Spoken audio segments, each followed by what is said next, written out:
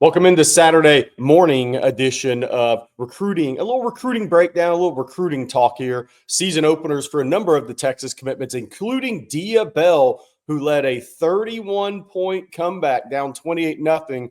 Dia Bell really delivered for American Heritage in the second half of that ball game. After a rough start offensively for the entire American Heritage team. We're going to talk about that this morning, talk about Dia Bell's performance. I'll give you my thoughts on that, talk about some other season openers for Texas commitments in this 2026 class. Couple of games coming up today for big-time Texas commitments in South Florida around the Dade Broward County Kickoff Classic, which Derek Cooper will be on ESPN. Again, we'll talk about that, back-to-back days with Texas commits on ESPN. And then we'll end the video with CJ Vogel. Spent about three and a half minutes talking to John Turtine Thursday after North Crowley scrimmage. So we'll get John Turntine's thoughts on his commitment to Texas, his senior season, and everything else that he talked to CJ Vogel about. But we're going to start with Dia Bell. Look, it was a lot of Texas fans tuned in last night. It was a sloppy first half, a number of pre-snap penalties by American Heritage. Dia Bell had ball slipped out of his hand a couple of times. St. Joe's got great pressure on him, to be clear. He took a hit on his right elbow that was kind of swelling up in the first half as well. Dia Bell in American Heritage, they got blanked in the first half. But what did the five-star quarterback do? He came back in the second half and delivered for his team when they absolutely had to have it behind a really good running game. And some really good run after the catch plays as well. From a stat line perspective on Dia Bell, this is what you need to know. After the first drive of the second half, he was 6 of 13 for 33 yards. After that point in time in the game, Dia Bell was 14 of 21 for 198 yards and a touchdown. Had the big touchdown pass to tie the game late in the fourth quarter. Dia Bell showed all the five-star characteristics in that game, even despite the early struggles. For him and his offense, again, had a fumble on a sack when he was trying to elude pressure. Ball slipped out of his hand in the second quarter. It was kind of a slippery rain, light rain at that point on the sport turf. Ball just slipped out of his hand for a second turnover. What he did is he came back in the second half, and he showed all the arm talent. He showed the playmaking skills. And even in that first half, he showed his ability to move and play in the pocket under a lot of duress. St. Joe's, led by a defensive lineman going to Penn State, number of Division I players on that team. They put constant pressure on Dia Bell, and there were times Dia just had to throw the football away as well to save, just to play another down. But in the second half, you saw the skill set. You saw the ability to elude rush, play in the pocket, play outside the pocket, extend plays, make throws down the field, make throws off platform, make difficult throws. He made plays with his legs, some key first downs, a couple of big runs there in the second half. And again, he delivered when his team needed it the most. They had to have it. They're down 28-0. They come all the way back on ESPN2 and win that game 31-28. So again, Dia Bell's stat line for the game: 20 of 34, 231 yards passing and a touchdown, had some rushing yards as well. But the key number for that is after a 6 for 13 for 33-yard start, he comes back and goes 14 of 21 for 198 yards and a touchdown in the last quarter and a half of that ball game. And American Heritage walks out of St. Thomas Aquinas, where that game was played, with a 31-28 victory over St. Joe's. American Heritage plays a big-time national schedule along with playing really good teams in the state of Florida. They'll match up with Derek Cooper and Chaminade Madonna coming up here in a few weeks. But Dia Bell, five-star quarterback, delivers in the clutch, delivers for his team, and showed the skill set that makes him a five-star quarterback, Sark's choice at quarterback in the 26 class, and why he has a chance to be a big-time player down the line for the Texas Longhorns. And then we're going to get into a couple other guys, Texas commitments this morning. Richard Wesley. Kind of, you go to sleep on the East Coast, you go to sleep in the Midwest and Texas, and you might miss what happens on the West Coast. Sierra Canyon pummeled JSerra Catholic, who's a really good football team, 35-7 last night on the West Coast. Richard Wesley had two or three tackles for loss, sack and a half is what he's going to be credited with that game. He was a menace. He was tough to deal with for JSerra Catholic. Sierra Canyon again wins 35-7. They avenged the loss last year. Another note in that game, Richard Wesley, a five-star the edge prospect for us at On Texas Football, and kind of on the verge of being a five-star in the industry rankings. He is in some places, he's not in some places, but looked tremendous in a July workout when I was there. But a 27 defensive lineman to know on that same Sierra Canyon team, I watched him work out with Richard Wesley and a bunch of NFL guys when I was in SoCal in July. Casey Curry, 6'4", 300 pounds. Texas has offered him. Kenny Baker's in contact with him. Casey Curry was dominant last night as well. J. Sarah Catholic had 96 total yards in the game, lost 35-7. The only way that happens is if the defensive front's dominating. And Richard Wesley, the Texas commitment, and 2027 target Casey Curry, both were dominant in that game. Another game, going back to the East Coast now, Huff High, Samari Matthews beat South Point out of South Carolina, Rock Hill area, South Carolina, and that area where Jadeveon Clowney came from. Huff High wins 14-10 in a real tough game. They're two of the top teams in that Charlotte, Rock Hill area in North Carolina, South Carolina border there. Huff High wins 14-10. No stats of note on Samari Matthews from that game. On a Thursday night action, by the way, Vodney Cleveland, Birmingham Parker, really talented team. They beat Ramsey 41-13 in their season opener. No stats that we've heard yet from Vodney Cleveland on that game, but Birmingham Parker, who had a very talented team last year, they get a win in their season opener.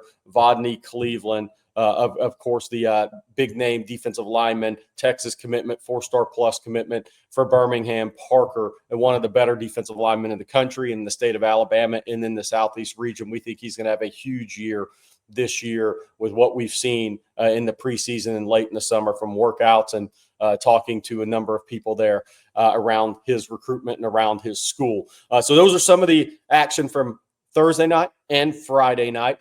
Tonight, ESPN2, if you're done watching college football, 7 p.m. Central, Derek Cooper, Chaminade Madonna take on St. Francis. Now, I'm just telling you, Chaminade Madonna's up against it in this game. Texas commitment Derek Cooper, if he gets 100 yards in this game, that's quite a performance, because St. Francis is one of the most talented defensive high school teams in America. They may start 9 or 10 future Division I players. They have a 5-star edge committed to Maryland. They have a number of other Power 4 guys in their front seven. This is an extremely talented program out of the Baltimore area. Obviously a school where a lot of public school kids transfer in to St. Francis Academy from maybe the D.C. area, Baltimore area. They kind of share the wealth there. St. Francis Academy, Gonzaga Prep, DeMatha, a couple of others in that area. A lot of talents consolidated in those schools. If Derek Cooper has a big game tonight, that's really saying something, because St. Francis is going to be the best defensive team Chaminade Madonna plays all year, and the most talented defensive front seven they play, I think, by far this year. So we'll see what Derek Cooper does tonight. Also, Texas commitment James Johnson, the 4-star plus defensive lineman, originally from North Fort Myers, at Miami Northwestern. They host at Travis Powell Stadium, one of the most storied stadiums in the state of Florida there in Miami. Miami Northwestern, now where James Johnson's at, they play host to Orange Lutheran out of Orange, California tonight. That's 7 p.m. Texas time start. James Johnson, big-time prospect. Explosive first, second, and third step. One of the very best defensive line prospects in the country, going up against a really talented Orange Lutheran team that includes Sam Utu, offensive lineman, committed to Alabama, that Texas really wanted in that class. He picked Alabama, never made the official visit. So James Johnson is going to be going up against a really good offensive line from Orange Lutheran. Multiple D1 guys on that front, D1 tight end. So if James Johnson goes out and has a big game for Northwestern against Orange Lutheran, that will ascend his rankings even more, because there will be a lot of eyes on that game. All right, so that wraps up all the action from Thursday and Friday. Diabel, obviously the story, clutch when American Heritage needed it the most, led a 31 unanswered point comeback, 31-28 win over a really talented St. Joe's team with probably 8, 10, 12 Division I prospects on that team. But Diabel comes through when his team needs it the most. And before we get to John Turntine, I'm going to tell you a little bit about Vaughn Lane, our great sponsor of our recent Texas tour with Third and Longhorn, one of our big sponsors here on Texas Football. Vaughn Lane, You got to get from one city to another. And like always, it's a toss-up. Do you deal with airport chaos and hope your flight isn't delayed? Or do you brace yourself for hours behind the wheel, battling traffic and burning an entire day? Now there's a third option, and it's better in every single way. You arrive at a luxury hotel terminal, no TSA lines, no long-term parking lots, just seamless boarding experience that takes minutes, not hours. You get to settle into one of our 22 oversized first-class seats with 140-degree recline, leg rest, cabin attendant serving complimentary snacks, beverages, and on select trips, full meals. Need to relax, lean back, and enjoy the ride. Want to stay productive? There's high-speed Wi-Fi and power at every seat. Fall travel is booking fast. Reserve now for October trips to Texas OU in Dallas,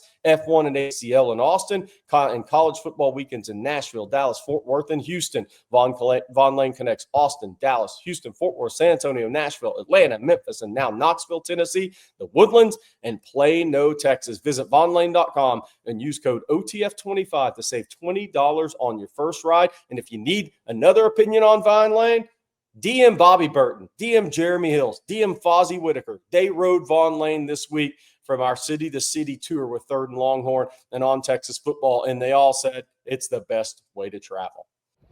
All right, John, season starts next weekend. I mean, what are you excited about? I'm excited about getting back out there. You know, it's been a good offseason, a long offseason, so we finally get to get back in the season, game after game each week. You know, football season is the best time of the year, so excited for football season. You were moving around well today. I mean, you've always packed a punch, but where do you think you've taken that next step in your game? Yeah, really just trying to perfect my pass rushing. My pass blocking, and you know, I'm still working on that run blocking because you know I'm a little light. Yeah. But still being physical, really just staying on the gas and not letting up is really just what I've been working on and my mindset. You don't look like – what are you at right now? I'm probably like 270, 270? 275. Yeah. What do you want to be at by the end of the year? I want to be at least 280 before I go to Texas. I know that's tough to get to during the season. Yeah, it is. It's real hard. Even the off season is real hard. But yeah, you know, I'm trying to put on some muscle and just keep stacking days and just trusting the process, trusting the plan. Now, I haven't seen you since you committed, so congratulations. A little 4th of July fireworks there. Yes, sir. When did you know Texas was going to be the spot that you ended up at? I always had like an idea because, you know, every time I went out there, I've always had a great time. And yeah. Coaches have always been real with me. So, you know, it's always been really like in my mind, I wanted to go to Texas. And, you know, I feel like after my OV, it just confirmed it. Seeing how they were with my family, seeing Coach had a meeting with me telling me how he could make me a better player, maybe a first-round draft pick if I got to put the work in. And, you know, he just showed me what he could do for me, and I knew that was the one. Now, if you don't mind, how did you tell Coach Sark? How did you tell Coach Flood? And what were their reactions? Yeah, I FaceTimed them with my parents, and, you know, they was excited. Was that after the official? No, yeah, it was after okay. the official. Yeah, so it was like a couple days after. I told them before 4th of July. Yeah. And, you know, they was excited. Yeah, it was exciting. Now, I know that you also talked to Arch a little bit. Did he say that you look like you might be able to catch some passes on your official? Nah, he was just like, you know, he knew I was from North Crowley, so he was just like, you're a dog, and he just said, what's up, really, yeah. Yeah. Yes, well, sir. good deal. I know y'all's class is coming together.